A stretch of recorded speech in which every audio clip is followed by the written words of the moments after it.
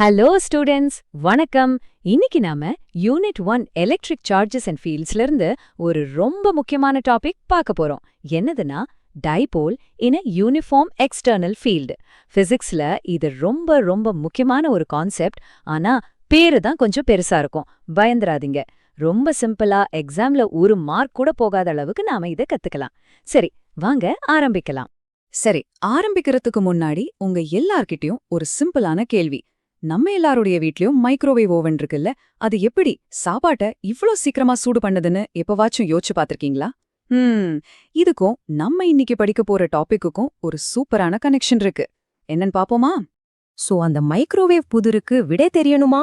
அதுக்கு நாம முதல்ல எலக்ட்ரிக் டைபோல்னா என்னன்னு தெளிவா புரிஞ்சுக்கணும்.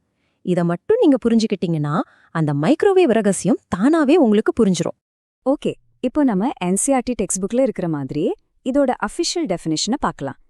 எலக்ட்ரிக் டைபோல் அப்படிங்கிறது என்னன்னா a pair of equal and opposite point charges, அதாவது ஒரு பிளஸ் கியூ ஒரு மைனஸ் கியூ, ரெண்டும் 2a அப்படிங்கிற ஒரு சின்ன டிஸ்டன்ஸ்ல பிரிஞ்சிருக்கும். அவ்வளவுதான். பாருங்க, ரொம்ப சிம்பிள். இப்போ இந்த எலக்ட்ரிக் டைபோலை எப்படி ஈஸியா மனசுல வச்சுக்கிறது? அதுக்கு ஒரு சூப்பர் ஐடியா இருக்கு. இது ஒரு சின்ன எலக்ட்ரிக் காம்பஸ் நீடில் மாதிரி நினைச்சுக்கோங்க. நம்ம கிட்ட இருக்கிற காம்பஸ் ஊசி எப்படி மேக்னெட்டிக் ஃபீல்ட ஆட்டோமேட்டிக்கா திரும்புது, அதே மாதிரி தாங்க இந்த எலக்ட்ரிக் டைபோலும் ஒரு எலக்ட்ரிக் ஃபீல்டுக்குள்ள வச்சா போதும், அது பாட்டுக்கு திரும்ப ஆரம்பிச்சிடும். இது ஒரு அருமையான அனாலஜி இல்லையா?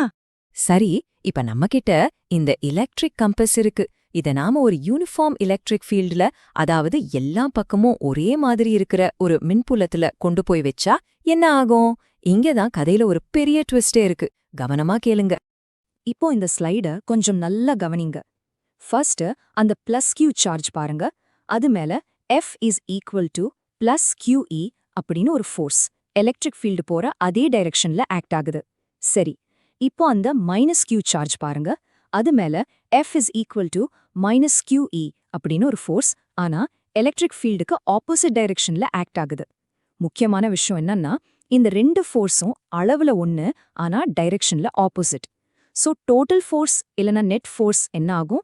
பிளஸ் QE கூட மைனஸ் QE சேர்த்தா 0, 0.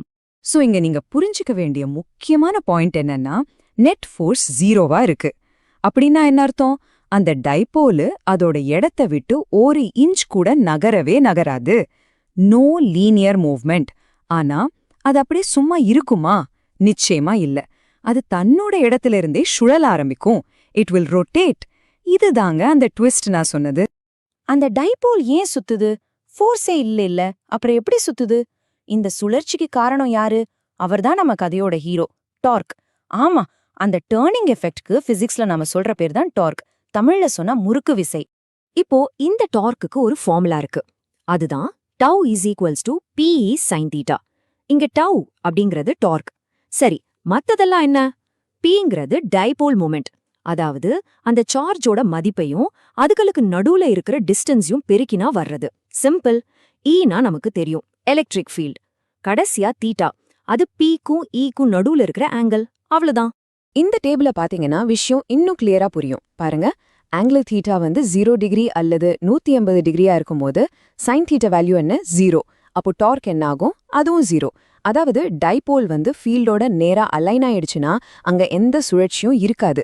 ஆனா அதே ஆங்கிள் கரெக்டா 90 டிகிரியா இருக்கும்போது சைன் தீட்டா மதிப்பு 1. இதுதான் அதோட மேக்ஸிமம் வேல்யூ. அப்போ டார்க் என்ன ஆகும்? அதுவும் மேக்ஸிமம். அந்த நேரத்துல தான் அந்த டைபோல் ரொம்ப பலமா திரும்ப முயற்சி பண்ணும். சரி, வாங்க இத வச்சு ஒரு குட்டி கணக்கு போட்டு பார்க்கலாம். ரொம்ப சிம்பிள். நம்ம கிட்ட இருக்கிற ஒரு டைபோலோட மொமெண்ட், அதாவது P 2cm, அது இருக்கிற எலக்ட்ரிக் ஃபீல்ட் E 10 Nm/c வச்சுப்போம்.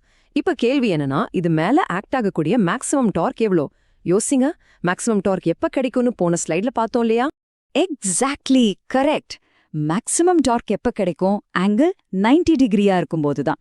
அப்ப ஃபார்முலா ரொம்ப simple. tau is equal to P into E, அதாவது 2 பெருக்கல் 10. ஆன்சர் என்ன? 20 நியூட்டன் மீட்டர். அவ்வளோதாங்க. பாத்தீங்களா எவ்வளோ சுலபம்னு? ஓகே, இப்போ எக்ஸாம் பாயிண்ட் ஆஃப் வியூல ஒரு ரொம்ப ரொம்ப முக்கியமான விஷயத்த பார்க்கலாம். இது ஒரு சைலண்ட் கில்லர் மாதிரி. நிறைய ஸ்டூடெண்ட்ஸ் இந்த இடத்துல தான் தப்பு பண்ணுவாங்க. என்னன்னு பார்க்கலாமா? நிறைய பேர் என்ன நினைச்சுக்கிறாங்கன்னா, ஓ நெட் ஃபோர்ஸ் 0வா, அப்போ அங்க எந்த ஒரு எஃபெக்ட்டுமே இருக்காது, அந்த டைபோல் அப்படியே இருக்கும் அப்படின்னு. இது ஒரு பெரிய தப்பு. எக்ஸாம் சேஃப் ஃபேக்ட் என்னன்னா, ஆமா நெட் ஃபோர்ஸ் 0 தான், ஆனா டார்க் 0 இல்ல. அந்த டார்க் தான் டைபோல சுழற்சி ஃபீல்டோட அலைன் பண்ண வைக்குது. சோ ஃபோர்ஸ் 0வா இருக்கலாம், ஆனா ரொட்டேஷன் கண்டிப்பா இருக்கும். இத மட்டும் மறக்கவே கூடாது. இதை ஈஸியா ஞாபகம் வச்சுக்க ஒரு சூப்பரான ட்ரிக் சொல்றேன். இத மட்டும் மனசுல நல்லா பதிய வச்சுக்கோங்க. Force is 0 but torque is the hero. Exam டென்ஷன்ல கூட இந்த லைன் உங்களுக்கு டக்குன்னு ஞாபகத்துக்கு வரும். சரியா? ரைட். நாம இப்போ இந்த டாபிக்கோட முடிவுக்கு வந்துட்டோம். இதுவரைக்கும் நாம கத்துக்கிட்டத ஒரு தடவை வேகமா ரிவைஸ் பண்ணிடலாமா? முக்கியமான பாயிண்ட்ஸை மட்டும் ஒரு தடவை பார்த்துடலாம். ஓகே, கீ டேக்அவேஸ் என்னன்னு பார்க்கலாம். நம்பர் 1, ஒரு யூனிஃபார்ம் எலக்ட்ரிக் ஃபீல்ட்ல இருக்கிற டைபோல் மேல நெட் ஃபோர்ஸ் எப்பவுமே 0 தான். நம்பர் 2, ஆனா அது ஒரு டார்க்க உணரும். அந்த டார்க் தான் அதை ஃபீல்டு கூட அலைன் பண்ண முயற்சி பண்ணும். நம்பர் 3, டார்க் எப்ப மேக்சிமமா இருக்கும்? டைபோல் ஃபீல்டுக்கு 90 டிகிரியில, அதாவது செங்குத்தா இருக்கும்போது. கடைசியா டார்க் எப்ப 0வா இருக்கும்? டைபோல் ஃபீல்டோட அலைன் ஆகி 0 அல்லது 180 டிகிரியில இருக்கும்போது. இதுதாங்க இந்த டாபிக்கோட மொத்த சாராம்சமும். இப்போ நாம ஆரம்பத்துல கேட்ட கேள்விக்கு வருவோம். மைக்ரோவேவ் ஓவன், அதுக்குள்ள இருக்கிற தண்ணி, அதாவது வாட்டர் மாலிக்யூல்ஸ் எல்லாமே ஒரு குட்டி குட்டி எலக்ட்ரிக் டைபோல் மாதிரி தான். இப்போ மைக்ரோவேவ்ல இருந்து வர எலக்ட்ரிக் ஃபீல்டு இந்த வாட்டர் டைபோல்களை பயங்கர வேகமா முன்னும் பின்னுமா ரொட்டேட் பண்ண வைக்கும். அந்த வேகமான ரொட்டேஷன்ல வர உராய்வு, அதாவது ஃப்ரிக்ஷன் தான் சாப்பாட்டை சூடு பண்ணுது. பாத்தீங்களா, நாம படிச்ச ஒரு சிம்பிள் கான்செப்ட் எப்படி ஒரு பெரிய டெக்னாலஜில வேலை செய்யுதுன்னு. இதே பிரின்சிபிள் தான் எலக்ட்ரிக் மோட்டார்ஸ்லயும் பயன்படுது. சரி, இதுவரைக்கும் நாம பார்த்தது எல்லாமே ஒரு யூனிஃபார்ம் ஃபீல்ட்ல. அங்க டைபோல் சுழலும், ஆனா நகராதுன்னு தெளிவா புரிஞ்சுக்கிட்டோம். ஆனா ஒருவேளை அந்த எலக்ட்ரிக் ஃபீல்டு ஒரு நான் யூனிஃபார்ம் ஃபீல்டா இருந்தா என்ன ஆகும்?